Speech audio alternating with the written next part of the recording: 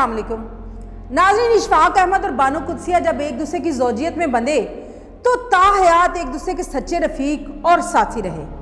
अगर इन दोनों शख्सियात को बगौर देखें तो इशफाक अहमद एक क़दामत परस्त इंसान थे, जबकि बानो कुदसिया एक पढ़ी लिखी, वक्त के साथ चलने वाली और कलम की ताकत रखने वाली खातून थी। आमतौर पर ऐसा इज़्दवाजी बंधन जब बनता है तो 99% केसेस में तमाम हयात चिक चिक और चू चू में गुजर जाती है। दोनों अपनी अपनी बात को दुरुस्त समझते हैं, इख्तिलाफात पैदा होते हैं और ज़िंदगी दुनिया में ही जहन्नम बन जाती है। लेकिन हमारे ही दौर में ज़िंदगी गुजारने वाले ये मियाँ बीवी हकीकी मायनों में एक दूसरे की ज़रूरत थे। एक क़दामत पसंद बल्कि क़दामत परस्त बाबा ने अपनी ज़ौजा को पूरी आज़ादी दे रखी थी कि वो जिससे चाहे मिले, जैसा चाहे पहने और जो समझ में आए लिख दे। वो हमेशा बानो कुदसिया की हौसला अफजाई करते थे। दूसरी तरफ एक पढ़ी लिखी, ज़माने के साथ कदम ब कदम चलने का अज़म रखने वाली बानो कुदसिया भी इशफाक अहमद की असीर थी। वो जानती थी कि इस देव कामत शख्सियत वाले बाबे को कैसे अपना दास बनाए रखना है। क्या आप जानते हैं कि ऐसा कैसे मुमकिन हुआ और ये कैसे इश्क के असीर बने रहे? आए सुनते हैं कहानी और फिर करते हैं फैसला।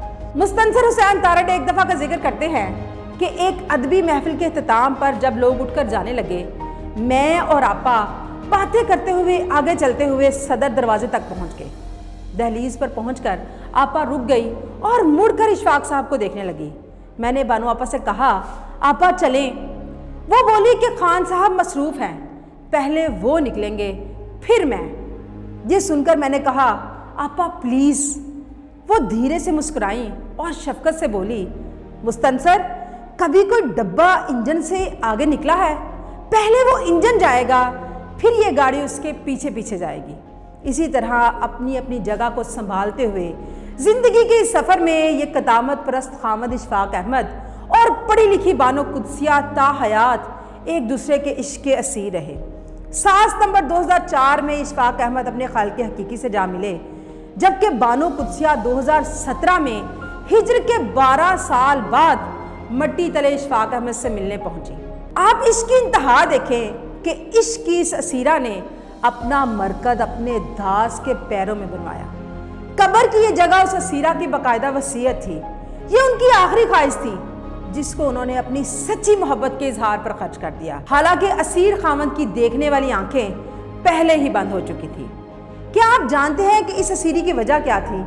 नाज़रीन, दुनिया में अल्लाह ताला ने मर्द और औरत दोनों को पैदा किया क्योंकि वो जानता था कि मर्द के बगैर औरत कुछ नहीं और औरत के बगैर मर्द कुछ नहीं। फिर उसने उन्हें कामयाब और पुरसकून ज़िंदगी गुजारने के लिए एक मुकम्मल ज़ाब्ता हयात दिया। इस ज़ाब्ता हयात के बारे में वो कहता है, ला रईबा फी। ये वो वाहिद ज़ाब्ता हयात है जो औरत को मुकम्मल इज़्ज़त के साथ साथ पूरे हकूक़ देता है। इस्लाम दुनिया का वाहिद मज़हब है जिसने औरत को अपनी मर्ज़ी से शादी करने और खुला लेने का हक भी दिया। ये दुनिया का पहला मज़हब है जिसने औरत को विरासत में हिस्सा दिया और ये इस कदर लिबरल मज़हब है कि हज़रत खदीजा ने औरत होते हुए खुद अपनी ज़बान से नबी करीम सल्लल्लाहु अलैहि वसल्लम का रिश्ता मांगा। उसवा हसना बताता है कि औरत की इज़्ज़त ऐसी होती है कि बेटी घर आए तो बाप उठकर खड़ा हो जाता है। खामद पर बीवी बच्चों का नान नुफ्का वाजिब कर दिया गया, जबकि दूसरी तरफ औरत के लिए हुक्म यह है कि अगर मैं किसी को किसी के लिए सजदा करने का हुक्म देता तो यकीनन औरत को हुक्म देता कि वो अपने खामद को सजदा करे। यानी इतनी हकूक़ के बाद औरत पर फ़र्ज़ है कि वो मर्द को मजाजी खुदा का दर्जा दे। और यही वो बात है जिसने बानो कुदसिया को ये कहने पे मजबूर किया कि कभी कोई डिब्बा इंजन से आगे निकला है, पहले ये इंजन जाएगा फिर ये गाड़ी उसके पीछे जाएगी। नाज़रीन, यही वो राज है जो ज़ौजैन को इश्क का असीर बना देता है। लेकिन जब हम ला रईबा फीही वाले ज़ाब्ते को छोड़कर बराबरी और मेरी मर्जी वाले उसूलों को अपनाने लगते हैं और दूसरी तरफ जब हम औरत को इज्जत और हकूक़ देने की बजाय पाँव की जूती या हकीर चीज़ समझ लेते हैं तो फिर हम अपने हाथों से अपने पैरों पर कुल्हाड़ी मार लेते हैं।